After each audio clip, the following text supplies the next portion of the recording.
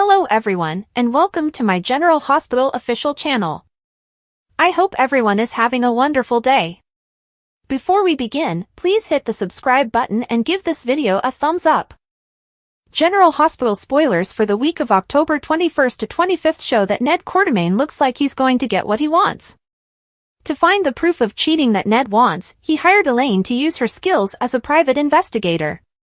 Since Drew Quartermaine can't seem to follow Willow Corinthos' wishes to stay away from her, they may end up surrendering to temptation once again.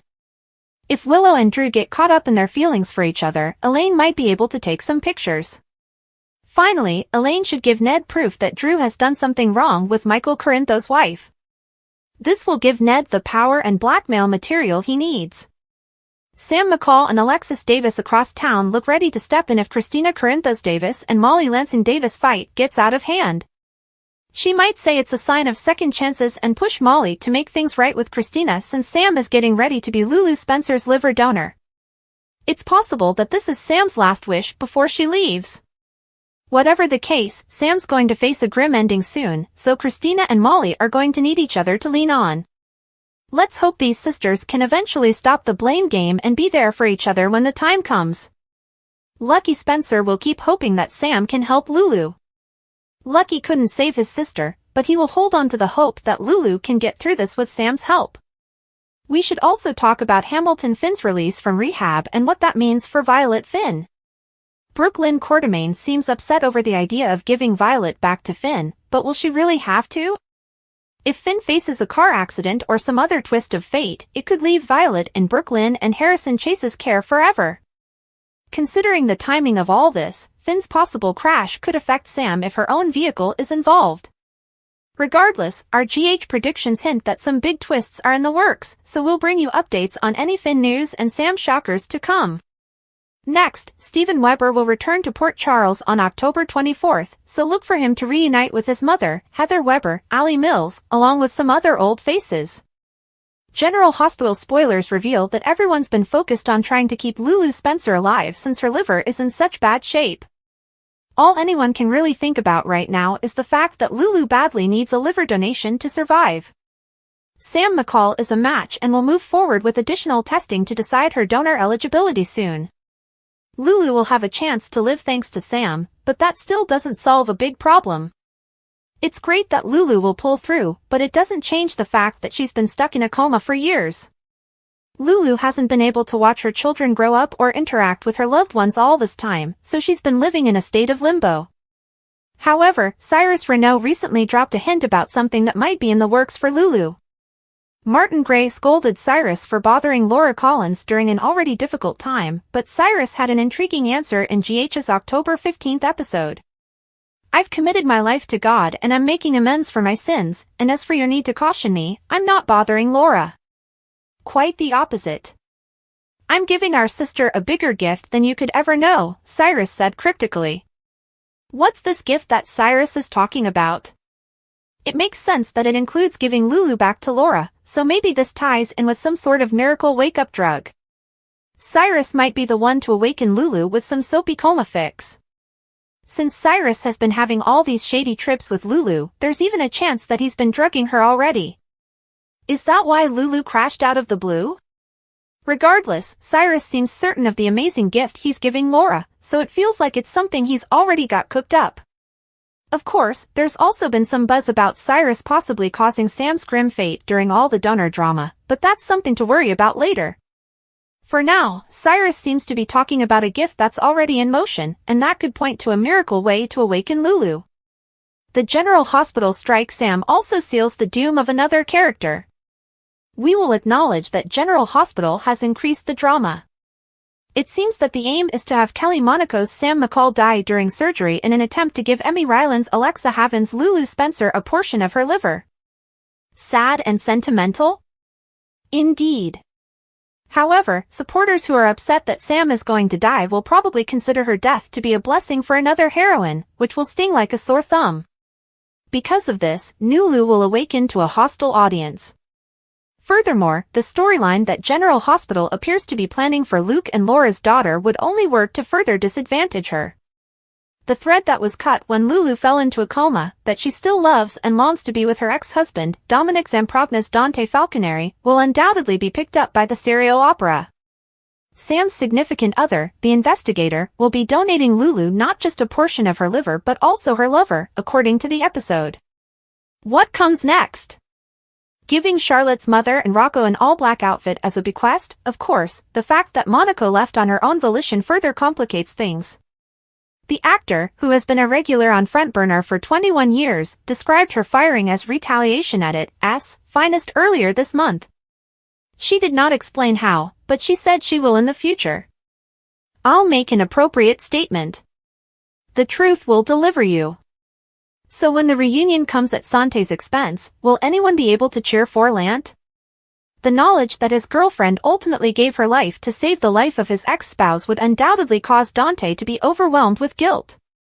It's conceivable that even Lant shippers will regret Sante ending so their couple may start over. Spoilers for General Hospital indicate that Heather Weber might be leaving Pentonville soon. Rick Lansing predicted what would happen if Heather's charges were dropped to manslaughter and assured Curtis Ashford that Heather would get her day in court. In that scenario, Rick recommended that the judge release Heather right away in light of the time she had already served. Considering that Alexis Davis's personal jail arc is now complete, there's absolutely no good reason to keep Heather behind bars and continue this plot. The GH writers might as well start working on the next section of this, which takes us to Rick's cunning action on October 17th. It's possible that Rick will try to influence the outcome or hurry Heather's hearing in an effort to play dirty. Given that it seems likely that Rick's warning regarding Heather's quick release would come to pass, what will be her first destination as a free woman? There are solid grounds to believe Heather may make her way straight to the Quartermain estate. Sasha Gilmore Corbin is seen in GH's weekly preview video greeting a familiar face and inquiring as to their whereabouts. Sasha's feelings start to surface as she struggles to comprehend this unexpected guest. Heather would be a perfect fit for the role of someone from Sasha's past who may arouse powerful feelings and shock her. When Sasha learns that Heather is officially free, she might believe she has escaped and become even more scared. Heather bears some of the blame for Brando Corbin's passing, so she would feel compelled to find Sasha and attempt to atone in some tiny way. On today's episode of General Hospital, Ned employs a private investigator, Cody's hopes are dashed, and Brooklyn and Tracy argue over Violet. Willow shows up as Drew is talking on the phone about his campaign in the sunroom of the Quartermain home. He stops her as she tries to run out. She claims she went in search of Michael so she could give him his keys. As they meet today, Drew offers to give them to him. Willow places them on a table and turns to walk away, but Drew stops her, stating that they should discuss Willow's inability to remain in the same room as him. Ned abruptly shows up and wonders if he's interjecting. Willow begs Drew to give Michael his keys and says she was just on her way out. Ned informs Drew by himself that although it would take some time, the ELQ board has decided to give back Valentine's shares to the business. Ned promises to keep him informed of their decisions and that he and Michael will handle it. Michael is scheduled to visit Drew, according to him, so they may talk about it together. He appeared busy when he arrived, so Ned believed he would have other things to do. When Michael shows there, they talk about the arrangements for splitting up Valentine's stock. Ned proposes that in order to maintain ELQ in the family, they split them among the Quartermain's future generation. He states that he can vote for their substitutes until they reach voting age. He also states that he can keep Drew's stocks in a trust after he is elected. Drew thinks the moment isn't right, and Michael concurs, so they can put this conversation on hold for the moment. Ned becomes enraged, believing they would collaborate as a family, and he rushes away. Brooklyn overhears Tracy on the phone discussing suing Violet's bully's parents when she is in the living room, discussing legal matters. She loses the phone to Brooklyn, who tells her that she and Chase will handle things and that this won't help. Olivia walks in and inquires about the purpose of the racket. Although Brooklyn informs Tracy that they have already spoken with the school, Tracy believes the institution will prioritize their needs before Violet's. Tracy leaves to tend to Ace once he starts wailing over the baby monitor. Olivia finds it unbelievable that Tracy, although calling it badass, wants to sue the parents of a 9-year-old. Brooklyn advises her not to support Tracy since she is exacerbating the situation. Olivia thinks Tracy's obsession with Violet is a result of her helplessness with Lulu. Ned bursts in abruptly, upset that Michael and Drew are freezing him out once more. Olivia yanks him from the room and declares that she loves him but is unable to help him at this time. He will work things out on his own, as he is aware of her busy schedule with Dante and Lulu. Michael and Drew talk about Ned's plan to seize control of ELQ by using the kids and stocks in the meantime. When Michael wins this election, Drew wants him to take over ELQ. Drew says he'll appoint Michael as the trustee of his shares, which ought to force Ned out after Michael claims Tracy and Brooklyn won't vote for it. Willow and Brooklyn cross paths somewhere. Knowing that she was a teacher, Brooklyn is in need of her counsel. She tells what transpired with Violet and how Tracy thinks the school would always prioritize itself over the needs of the pupils. Willow refers to it as a cynical perspective, although Tracy is most likely correct. Willow advises them to assist Violet by collaborating with the school, instructors, and counselors. Willow suggests that she should be assertive and use more volume if they refuse to collaborate. Willow is aware of how difficult this is. As stated by Brooklyn, she is merely acting as a temporary guardian. She starts to doubt her ability to parent as a result.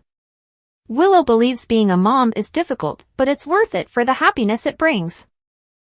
Thereafter, Chase texts Brooklyn to let her know that Finn is leaving rehab. Willow believes Violet will be overjoyed to see her father once more. Brooklyn seemed to be depressed over the thought of Violet leaving. Cody and Sasha converse in the kitchen. He has discovered that his childhood home, Serenity, is for sale, but the asking price is $6 million, which he will never be able to afford. It's always held great meaning for him and he had always dreamed of converting it into a ranch and animal refuge. She advises him to go for it, but he believes it will be taken off the market quickly. Admittedly, he had only one thought, asking Tracy for a loan. Sasha doesn't know if she would do that, but because she likes him, it can't harm to ask. Ace is awake and wants more pudding cups, Tracy explains, so Sasha goes to grab one. Then, Cody is asked by Tracy why he is grinning. When Sasha comes back, she adds that Cody just told her about a fascinating concept. According to Cody, he was thinking about moving the horses from hay to alfalfa. After giving Tracy the pudding, Sasha departs. Sasha believes Cody made the right decision in keeping Tracy in the dark, and he should create a strong business strategy and present it to her. Because he doesn't want her to believe he's using her for her money, Cody doesn't think he should. The old him would act in that manner. She advises him to view it as an investment and says he'll have to find another investor.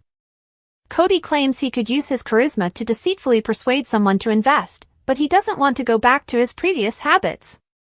He complains that his life is wonderful and asks himself what more could he ask for? He walks out after planting a kiss on her. Olivia checks up on Tracy in the entryway, asking how she is doing. Tracy acknowledges that she is helpless to save Finn, that Lulu is dying, and that all she can do is threaten to handcuff a kid. Olivia gives her consolation. Ned meets Felicia's friend Elaine, a private investigator, in public and asks her to look into a possible infidelity in his family. He needs substantial evidence. He identifies them as Drew and Willow and says that a trustworthy source has learned of their extramarital romance. If she discovers evidence of the affair, she promises to get in contact. For the job, Ned gives her the money. Laura sits with Lulu at the hospital, telling her to hold on. Arriving, Martin gives his baby sister a hug. His beard has vanished, much to her surprise, and he says he's going for a test drive. She accepts his suggestion to go for a walk. Martin claims he was put to the test when he learned that Lucky was unable to contribute when they are strolling. She shifts the subject to his appearance and inquires about the true nature of his metamorphosis.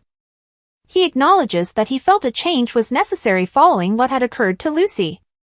He shaved, clipped his hair, and even hired a vocal coach to help him get rid of his fried chicken accent. Laura says she likes the old Martin too, but she also realized that it was gone. When Martin and Laura enter Lulu's room again, Cyrus is seated next to her. He says that while he was seeing other patients, he noted that she was by herself. Now that they are together, he says, they can pray for her. Cyrus accepts Martin's suggestion to go outside and discuss Mom. As Cyrus and Martin emerge, Martin informs Cyrus that Laura is dealing with a lot and doesn't require his constant teasing. Cyrus claims that by giving Laura a present that even Martin cannot comprehend, he is not troubling her. Thanks for watching. If you like this video, so please don't forget to subscribe my channel and don't miss any update.